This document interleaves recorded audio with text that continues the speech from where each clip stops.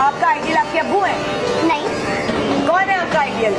میرا آئیڈیل ہے عمران خان۔ سر اقرار الحسن کا بیٹا اقرار الحسن کا فین اور اقرار الحسن کا سپورٹر نہیں ہے، عمران خان کا سپورٹر ہے، کیوں؟ نہیں ایسا نہیں ہے، ہرگز نہیں ہے۔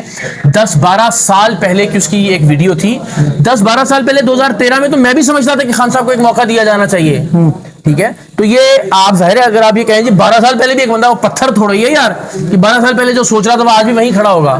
اس نے دیکھا، میں نے دیکھا 2013 میں کہ خان صاحب کو آنا چاہیے، ہم سوچتے تھے یار نون لیگ پیپلز پارٹی بہت ہو گیا ہے، ایک نئے آدمی کو نئی چیز کو موقع دے کے دیکھنا چاہیے۔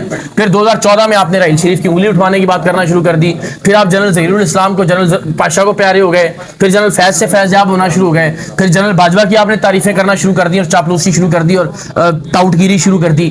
تو پھر ہم پتھر تھوڑا ہی ہیں کہ پھر بھی آپ پہ یقین رکھتے ہیں۔ ہم نے کہا یار یہ بھی اسی راستے کا مسافر ہے جس راستے کے پہلے والے مسافر رہے ہیں۔ تو یہ بہت سارے لوگوں کے ذہنوں میں وہ تبدیلی آئی، تو 10 سال پہلے 12 سال پہلے وہ فین تھا، ممکن ہے آج بھی وہ خان صاحب کی بہت ساری چیزوں کو پسند کرتا ہو، لیکن دیٹ ڈز ناٹ مین کہ کوئی بلائنڈ فالوور ہے آپ کا۔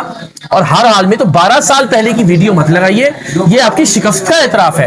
12 سال پہلے تو میں بھی مانتا ہوں بھائی، میں بھی خان صاحب کو چاہتا تھا کہ 2013 میں 12 13 14 سال پہلے کہ وہ آئیں، تو اس کا یہ مطلب تو نہیں ہے کہ آج بھی میں سمجھتا ہوں کہ وہ ان اتنے سارے سالوں میں انہوں نے مایوس کیا، مجھے مایوس کیا، قوم کو مایوس کیا، اپنے ورکرز کو مایوس کیا، اور آج ہم اس نتیجے پر پہنچے ہیں کہ نہ شریف اور زرداری خاندان مسئلے کا حل ہے، نہ عمران خان صاحب مسئلے کا حل ہے۔ مسئلے کا حل ہے پاکستان کا ایک عام آدمی، پاکستان کا مڈل کلاس نوجوان، میں بھی نہیں، پاکستان کے مڈل کلاس نوجوانوں میں سے کوئی آئے، وہ وزیر اعظم بنے، وہ پارٹی کو چیئر کرے، تو آپ دیکھیے گا ملک تبدیل ہونا۔